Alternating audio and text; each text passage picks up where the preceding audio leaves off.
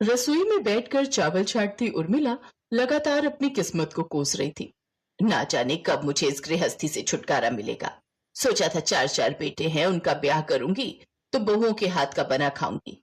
लेकिन यहाँ तो एक भी बेटे की शादी नहीं हो रही। गांव में इनकी उम्र के सभी लड़कों की शादी हो गई, लेकिन ये चारों हैं कि अभी तक कुंवारे भटक रहे हैं। दरअसल उर्मिला का परिवार काफी गरीब था। वो कच्चे मकान में अपने चार बेटों के साथ रहती थी, जहां कुछ टूटे फूटे बर्तन और थोड़ा सा सामान और एक पलंग था। उर्मिला को अपने बेटों की शादी की चिंता लगातार सताई जा रही थी। वो मंदिर के पंडित जी के पास जाती है। राम राम पंडित जी, मेरे बेटों के लिए कहीं कोई बात बनी क्या? क्या बताऊं उर्मिला बहन, जो भी रिश्ता मिलता है वो आपके घर और गरीबी के बारे में सुनकर ही ना कर देता है। अब लेकिन धीरज रखो, जैसे ही कोई अच्छा रिश्ता मिलेगा मैं बताने आऊंगा। कुछ दिनों बाद पंडित चारों बेटों का रिश्ता लेकर वहां आता है। फिर दोनों परिवार मिलकर आपस में रिश्ता पक्का कर लेते हैं। कुछ दिनों बाद उर्मिला की चारों बहुएं पायल, टीना, रजनी, साक्षी बहू बनकर उस घर में आ जाती हैं। लेकिन अपने ससुराल की हालात देखकर तो वो हैरान ही रह जाती हैं। हे भगवान, ये कैसा ससुराल मिला है जहाँ इतना सा सामान है और बिस्तर के नाम पर केवल एक पलंग। यहाँ तो ना तो ढंग का फर्नीचर है और ना ही कोई सुख सुविधा। वही तो, इस एक पलंग पर हम चारों बहनों को कितनी जगह मिल पाएगी? इसमें सोना तो बड़ा मुश्किल हो जाएगा। बहुओं, ये पलंग मैं अपने दहेज में लाई थी। मेरे पिताजी ने अपने सामने खड़े होकर एक बढ़ई से बनवाया था। उस टाइम की लकड़ी देखो तो कितनी मजबूत है। अब मिलजुल कर इस्तेमाल कर लो, तुम लोगों का काम चल जाएगा। लेकिन सास ने जो सोचा था यहाँ तो उससे उल्टा ही हो रहा था।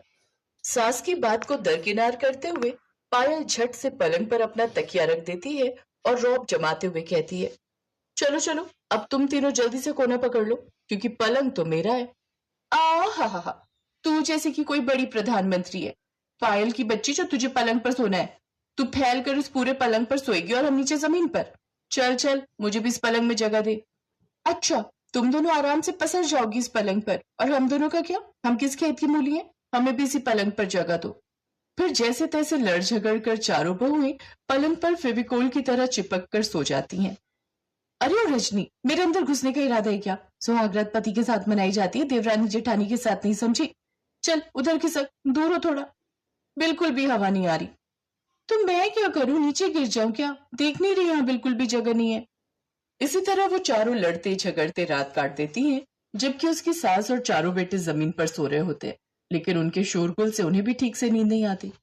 फिर अगली सुबह चारों नहा धोकर खाना बनाती हैं और घर के काम निपटाकर दिन में फिर पलंग पर सोने के लिए लड़ने लगती हैं।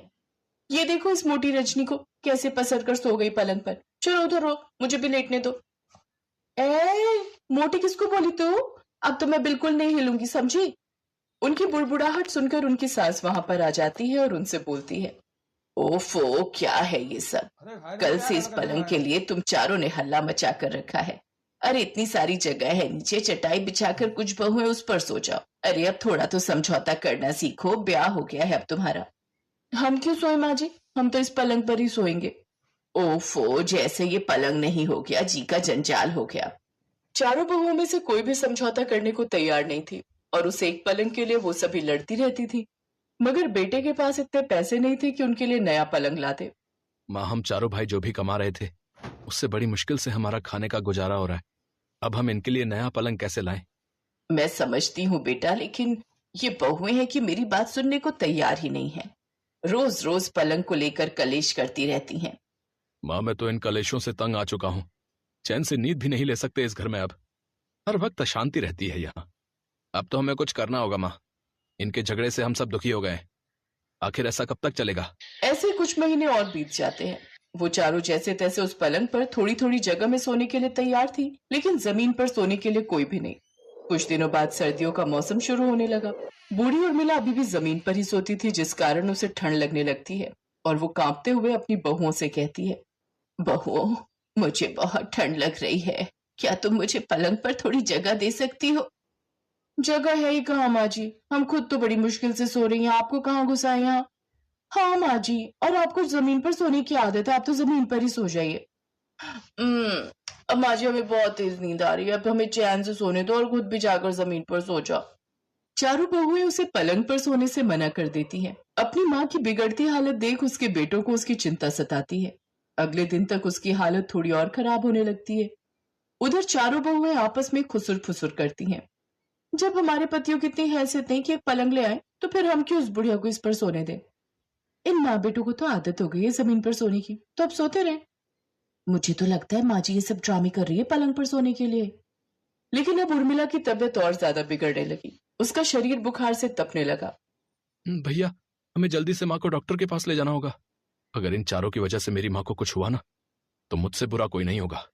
अरे अगर माँ की जगह तुम लोगों की सगी माँ होती, तब भी तुम ऐसा ही करती क्या? हैं? हमारी माँ ने अपना पलंग तुम चारों को दे दिया, और एक तुम हो जो बीमारी की हालत में भी उनके साथ ऐसा कर रही हो। उनकी बातें सुनकर चारों बहुओं को अपनी गलती का एहसास हुआ। उर्मिला के बेटे उसे डॉक्टर के पास लेकर गए और उसके लिए दवाई ले आए। लेकिन इन सबसे चारों बहुओं को सबक मिला। हमने अपनी पतियों की मजबूरी को नहीं समझा और माँ जी के साथ गलत किया। हाँ, अब हम चारों को कोई ना कोई काम करना होगा ताकि हम माँ जी के लिए नया पलंग ला सके।